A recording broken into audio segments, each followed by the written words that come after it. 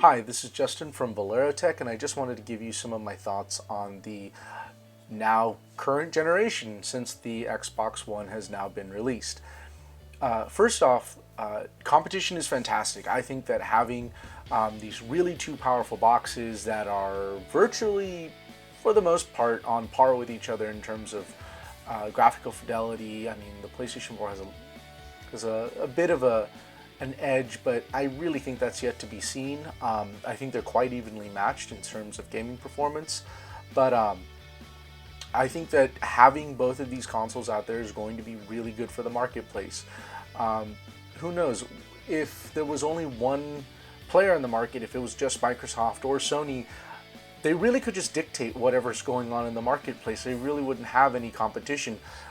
For instance, if it was just Microsoft playing it, would we have the 180 on the used games policy if Sony didn't fire back?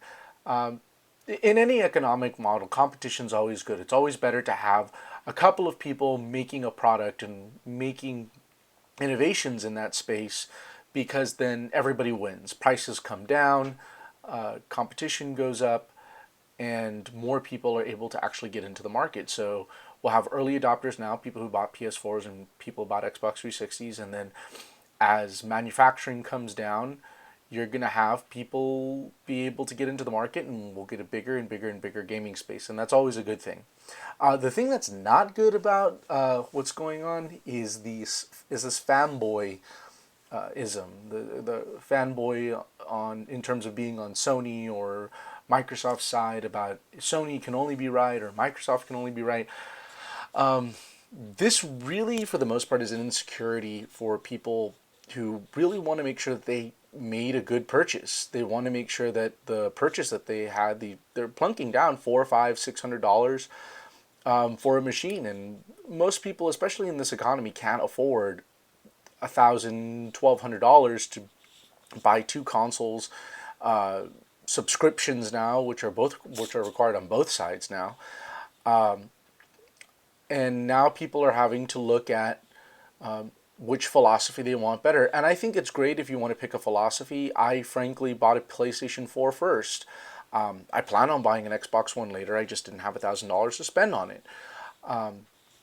But I liked Sony's philosophy that they were really focusing on games. The media stuff really doesn't appeal to me all that much, considering that I don't really watch television, live television at least. I stream everything now. I've been a cable cutter for about a year and a half now, a little bit more. So that didn't really appeal to me. I've always found Kinect to be interesting, and it's been hit or miss, so I want to wait on that. But I don't think it's a bad thing. I think they're both very comparable systems. It's just the media push that Xbox is doing just really doesn't appeal to me. Sony, on the other hand, I wanted to play Killzone, and I want to play Infamous when it comes out in March, and I want to play Uncharted, and I want to play these games that are coming out that I know I can only buy on a Sony console, so I'm going to buy the Sony console first because of the library that I know I can expect. When Halo comes out for the Xbox, I think it'll be a very competent, actually more than competent, a very well done game. 343 shows that they know what they're doing. Halo 4 was fantastic, and I think I'll go till then. Titanfall really doesn't appeal to me right now, just simply because I'm not the biggest multiplayer shooter fan, and I'm just starting to get a Call of Duty Ghosts, and it's fun, but I'm not going to be putting in 20, 30, 40 hours into playing it. So Titanfall really isn't that system seller that it is for me. Plus, I have an Xbox and a PC, so I mean, if I really wanted to play it day one, I have it. That being said, the marketplace is going to be really, really interesting now. It's been stagnant for the past couple of years. We saw some rejuvenation with the Wii U, and then it kind of teetered off. And I think really that was because of anticipation for the Xbox One and the PS4.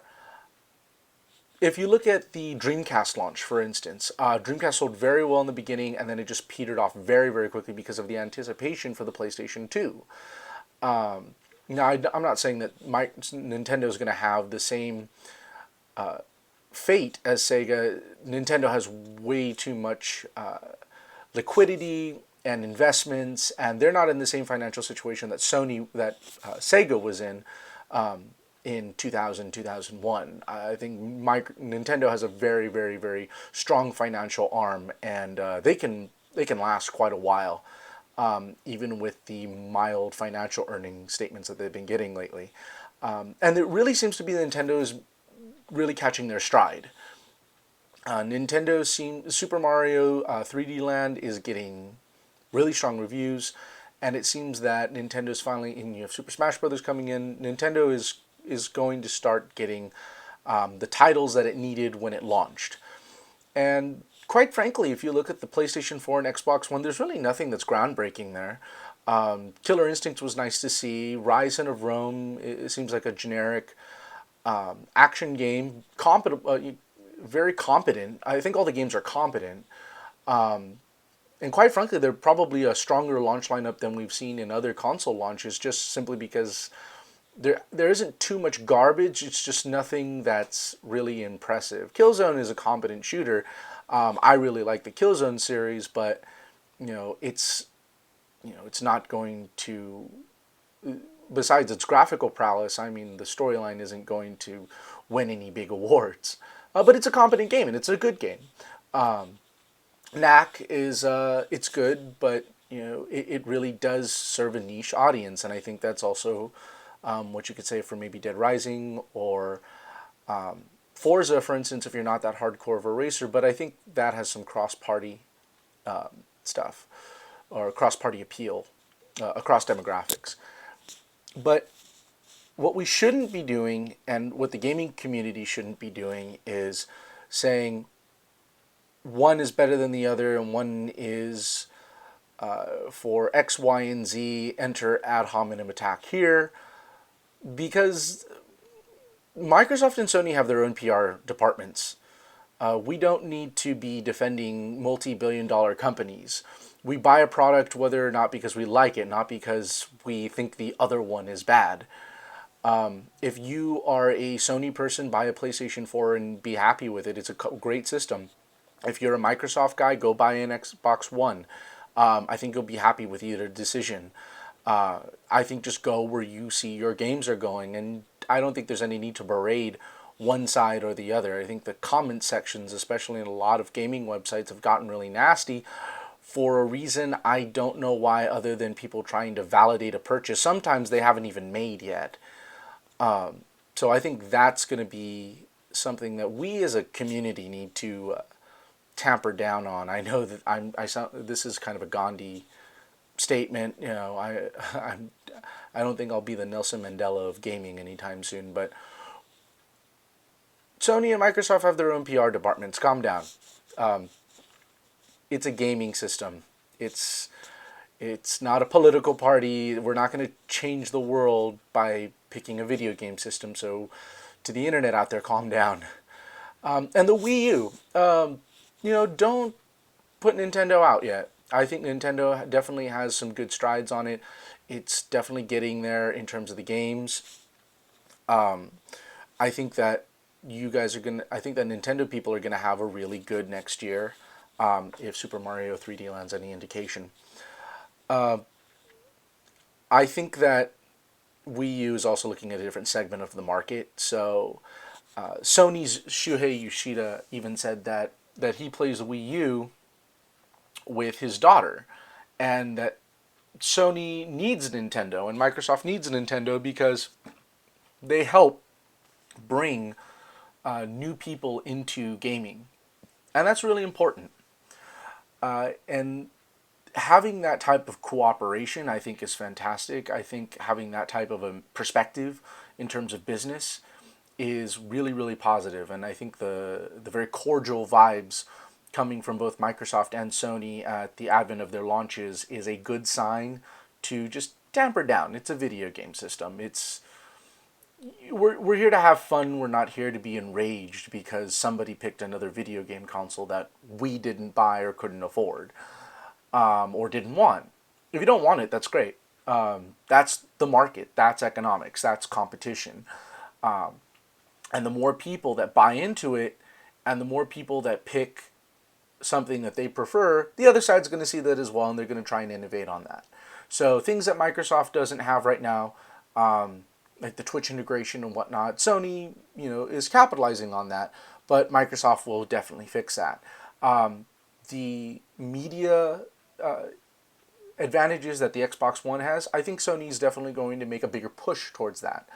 And Nintendo is going to keep its gaming focus, which it's been doing for quite some time, and they've been able to stay pretty good. You buy a Nintendo system to play Nintendo games, and as long as they stay a first-party developer and make their own hardware, it's going to stay like that for a while. So by having different philosophies in gaming, we get to choose the philosophy that we want. If you like a certain philosophy, like I like Sony's philosophy, I like their emphasis on indie gaming. I've had some of the best some of the best gaming I've had this year has been with indie gaming. I finally played Flower this year. I finally played Journey this year. I've been playing Hotline Miami. Smaller developers like Telltale, I've been enjoying a lot of their stuff. So that's been where my head is. I mean, my only really big games this year, besides the console launches, the games in the console launches, were BioShock Infinite and The Last of Us, and that I could only play The Last of Us on a Sony console. So you guys are going to have a good time. This is going to be a great generation. The competency of developers is the highest that we've seen so far. Just look at the launch titles. Most of them are 7 or above, which is nothing to scoff at, especially looking at things like the PS2. So you guys are going to have a really good time. Keep checking the blog. We're going to keep tracking everything that goes on in gaming and tech and whatnot. But make your decision. Stick with it. Enjoy it. There's plenty to play for everybody. And keep the crassness to a minimum. We're here to have fun, and we're here to play games. So let's have fun and play games.